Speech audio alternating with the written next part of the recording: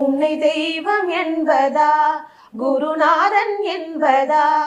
என்னை பார்த்து பார்த்து வளர்ப்பதனால் அன்னை என்பதா, உன்னை கடவுள் என்பதா, கருணை வடிவம் என்பதா, உன்னை கடவுள் என்பதா, கருணை வடிவம் என்பதா, ஐயா ஞானதானம் தந்த உன்னை தந்தை என்பதா, உன்னை தெய்வம் என்பதா,